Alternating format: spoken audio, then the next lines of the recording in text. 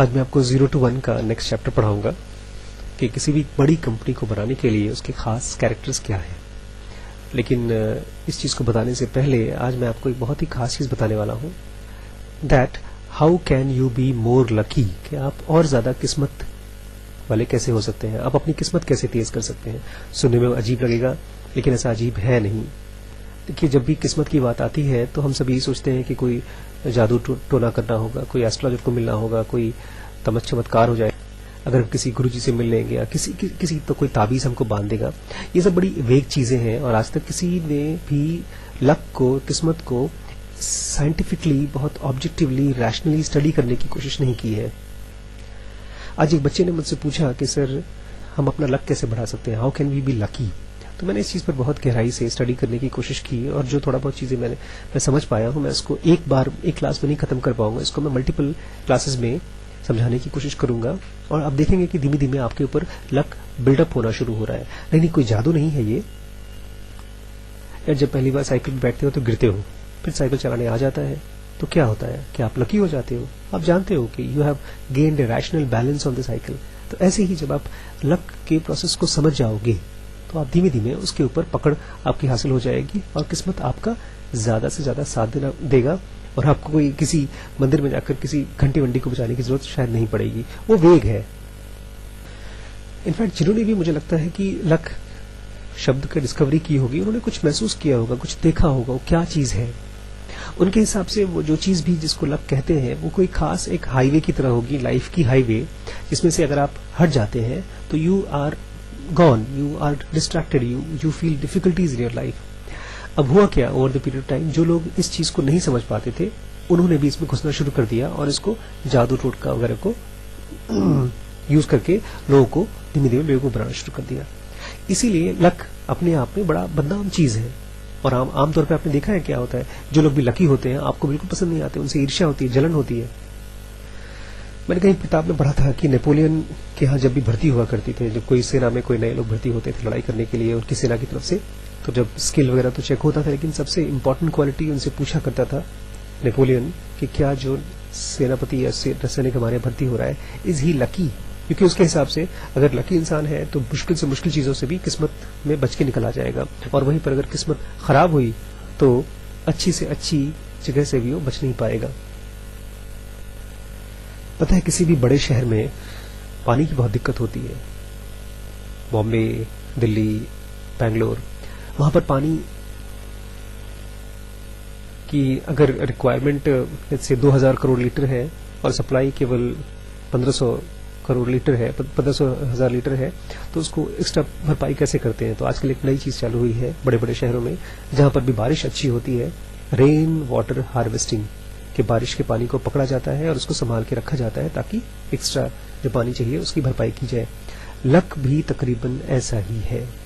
उसमें आपके पास किस्मत की हार्वेस्टिंग की जा सकती है। हम सबके पास किस्मत आती है, गिरती है, लेकिन हम उसको पकड़ करके अपने लिए इस्तेमाल नहीं कर पाते, इसलिए वो चूक जाता है हमसे। आप देखेंगे, अगर आप चार्ट बनाएं एक तरफ किस्मत को लेकर के, तो आप देखेंगे, आप कहेंगे कि यार फला फला आदमी के पास जो अपॉर्चुनिटी आई वो बहुत किस्मत वाला है। तो लक के साथ जो सबसे इंपॉर्टेंट चीज जुड़ी है जिसको आप कंट्रोल कर सकते हैं वो है अपॉर्चुनिटी। ढेर सारी चीजें हैं जो लक के साथ एसोसिएटेड है, बट ज्यादातर चीजें आपके कंट्रोल में नहीं है। लेकिन अपॉर्चुनिटी एक ऐसी चीज है जिसको आप अपने हाथ से कम या ज्यादा कर सकते हैं। ऐसा लगेगा कि जो लोग आगे बढ़े हैं, जो लोग बहुत बहुत आगे बढ़े हैं, वो उनके पास जरूरत से ज्यादा मौके आए, अपॉर्चुनिटीज आई। हमारे पास वो मौके नहीं है। कोई एग्जाम पास करता है, कोई अच्छी नौकरी पा जाता है, कोई बहुत बड़े घर में पैदा होता है, तो क्या ऐसा सचमुच में है कि हमारे पास वो मौके नहीं है। एक एग्जाम्पल मैं आपको शेयर करना चाहता हूँ। बहुत साल पहले एक वकील थे, लॉयर थे, पढ़ने का शौक था उनको, थोड़ा बहुत लिखने का भी शौक था। और जैसा कि स्टीफन किंग जो फेमस नॉवलिस्ट हैं, वो कहते हैं कि आदमी जब भी लिखे, लेखक कभी कोई राइटर बने, तो उसको आसपास की जगहों से ही आइडियाज आते हैं। तो ये लॉयर एक पर्टिकुलर कोर्ट केस में बैठे हुए थे और वहां पर एक बच्ची का कोई रेप हो गया था और उसमें सब बच्ची रो रही थी और जजेस और बाकी सब काफी दुखी टाइप के थे। उनको भी फील हुआ होगा, बहुत खराब लगा होगा, गुस्सा आया होगा। उनके मन में एक बड़ी स्ट्रांग सी फीलिंग आई कि अगर इसका बाप होता तो मैं तो जाकर के उसको मार देता उस आदमी को जिसने इस बच्ची के साथ ये किया है। तो वो कर तो नहीं पाए, लेकिन उन्होंने इस चीज को यूज किया, अपनी फीलिंग को, स्ट्रांग फीलिंग को यूज करके एक नॉवेल लिखी। उस नॉवेल का नाम है अ टाइम टू किल। जी हाँ, ये दुनिया की जो सबसे ज्यादा पढ़ी गई नॉवेल, सबसे ज्यादा बिकी हुई नॉवेल, करीब 250 मिलियन कॉपीज बिकी है उसकी। और पता है राइटर कौन है? जी हाँ, जॉन ग्राशम। ये one of the best novelist माने जाते हैं। हम तो यही कहेंगे ठीक है यार, इस बंदे के पास टैलेंट रहा होगा, लेकिन ऐसा है क्या? बाकी वकील नहीं है वहां पे? ढेर सारे वकील होते हैं, क्या उनके पास वो मौके नहीं है? मुझे लगता है धरती पर जितने भी लोग हैं उसमें I am one of the most lucky person on the planet. आप कहेंगे सर, ना तो आप फेमस हैं, ना तो आप बहुत अमीर हैं, तो आप तो इतने लकी कैसे महसूस करते हैं? देखिए, अपनी लक को आपको महसूस करना होगा कि कहां कहां और कब कब ऐसे आप लकी हुए। अगर आप अपनी लक को ध्यान से देख नहीं पाते तो उसकी आप खेती कैसे करोगे, उसको बढ़ाओगे कैसे? बीज क्या है लक का? लक का बीज ये है कि आपको देखना पड़ेगा कि कहां कहां किस किस सिचुएशन में आप खत्म हो सकते थे, डूब सकते थे, लेकिन आप बच गए। मेरे साथ ऐसा हुआ 2007 में। मुझे बहुत एक याद है, बहुत खराब टाइम आया था मेरी लाइफ में, और उस समय मुझे निकाला किसी खास बुक ने। उस बुक को मैं पढ़ता रहा, फिर उस बुक से फिर दूसरी बुक, तीसरी बुक, ऐसे करते करते आज मेरी बुक्स में पढ़ने की एक बहुत गहरी रुचि डेवलप हो गई। और मैंने देखा कि जो काम मंदिर मस्जिद वगैरह नहीं कर पाते, जो जादू टोटका नहीं कर सकते, वो मेरे लिए किताबें कर रही हैं। देखिए, ये जो किताब मैं आपसे पढ़ रहा हूँ, आपके सामने पढ़ रहा हूँ, 0 to 1, ये बहुत ही अवेलेबल बुक है, बहुत लोग पढ़ते हैं। बट क्या आज मेरी किस्मत नहीं है कि मैं इसको पढ़ के मेरे मन में फीलिंग आ रही है कि मैं बनाकर आपसे शेयर करूं? और क्या ये आपकी किस्मत नहीं है कि आप पढ़ना चाहते हैं, समझना चाहते हैं, और आपके सामने ये बुक अवेलेबल है?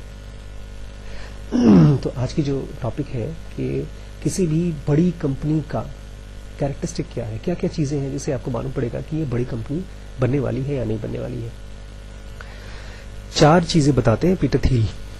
एक कंपनी में 4 कैरेक्टरिस्टिक हैं जिसको आपको ध्यान से, बारीकी से स्टडी करना पड़ेगा। ये छोटी मोटी बातें नहीं है, लेकिन ये 4 कैरेक्टरिस्टिक दुनिया की सारी बड़ी कंपनीज जो फ्यूचर में जाकर के बहुत बहुत बड़ी मोनोपोलिस्टिक कंपनी बनेंगी, ये उनके कैरेक्टरिस्टिक है।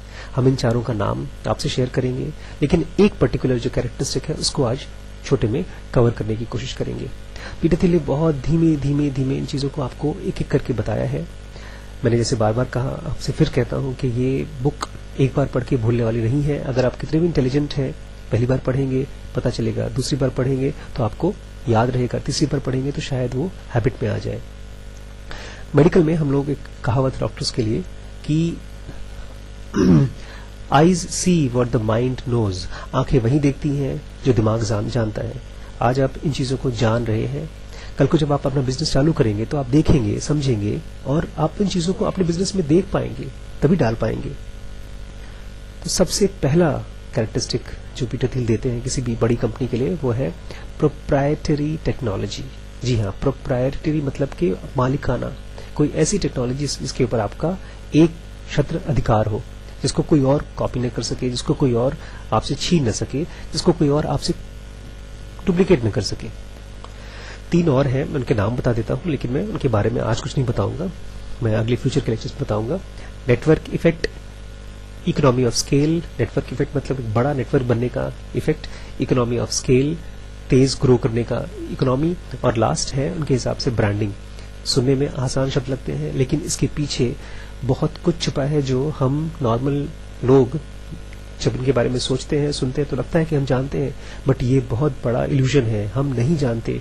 ऐसी कोई चीज है जो हम नहीं जानते हैं और पीटर थिल जैसे लोग जानते हैं, वो अगर हमको पता चल जाए तो हम भी वैसी ही ऑर्गेनाइजेशन बना सकते हैं। इसलिए जब भी कोई वर्ड को जाने, सुने, तो उसके ऊपर और खोजने की कोशिश करें।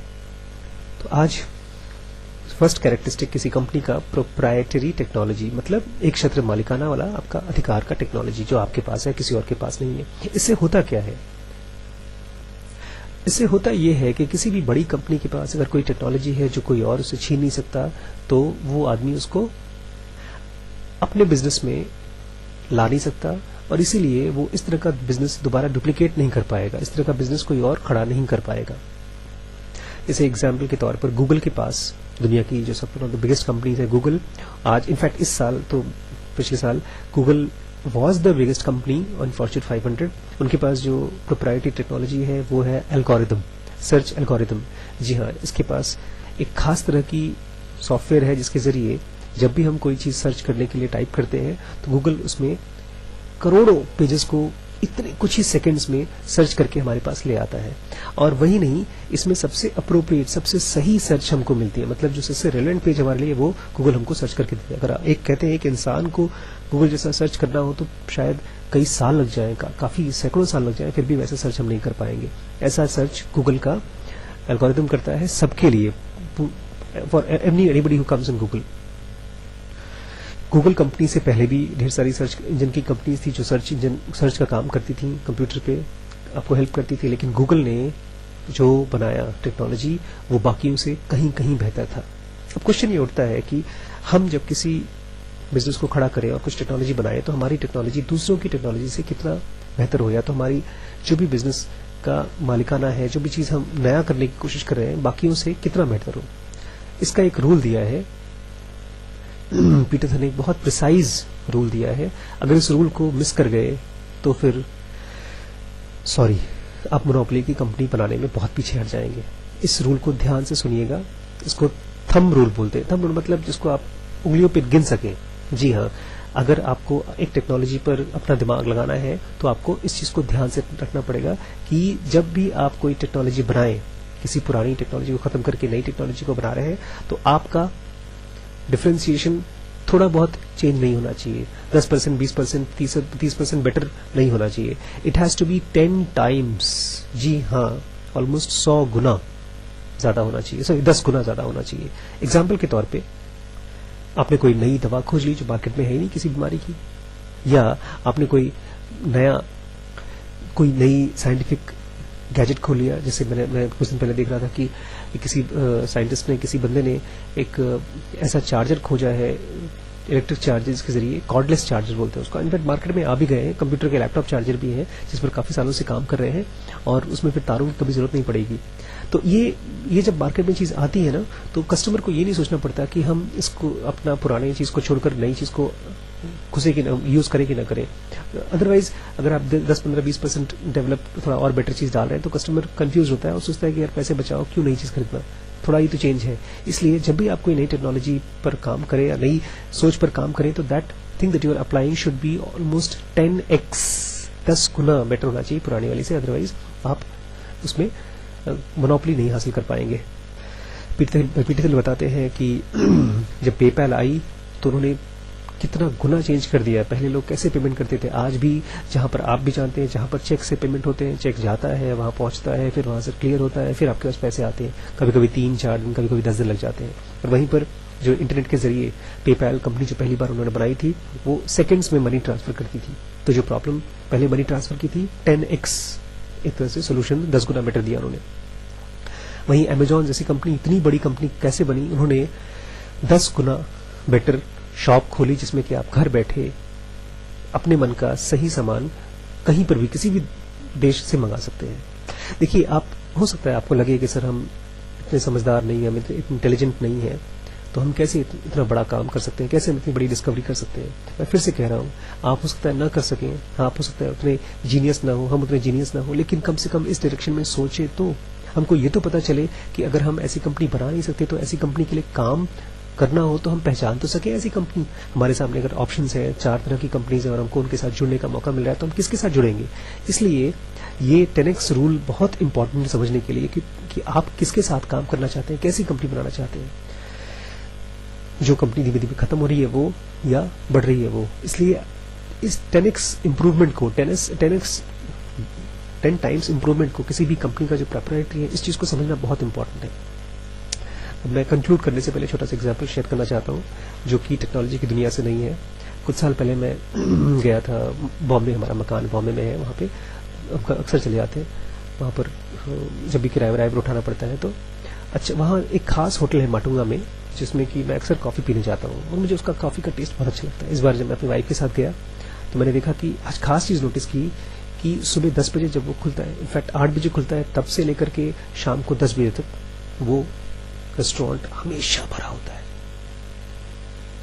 और मैं जितनी बार भी मैंने वहां खाना खाया है, आई रियलाइज्ड दैट थिंग दैट उसके आसपास जितने भी रेस्टोरेंट हैं उन सबसे बेटर है वो। तो आप चाहे रेस्टोरेंट खोलें, स्कूल खोलें, दुकान खोलें, कोई भी चीज खोलें, आज नहीं कर पाएंगे, हो सकता है आज के 5 साल में कर पाए, लेकिन आपकी प्रोडक्ट, आपका सर्विस आसपास के जितने भी कॉम्पिटिटर्स हैं उनसे 10 गुना बेहतर कैसे हो सकता है, इस चीज पर अपना दिमाग लगाएं।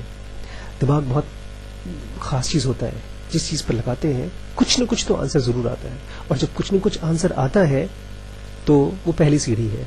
जब वहां नीचे उतर करके फिर से दिमाग लगाएंगे तो आपको और भी कुछ सूझेगा, और ऐसे एक एक स्टेप करके you can actually find a great 10x improvement और 10x change in your business. कल पढ़ेंगे और बाकी 3 कैरेक्टरिस्टिक्स। Thank you.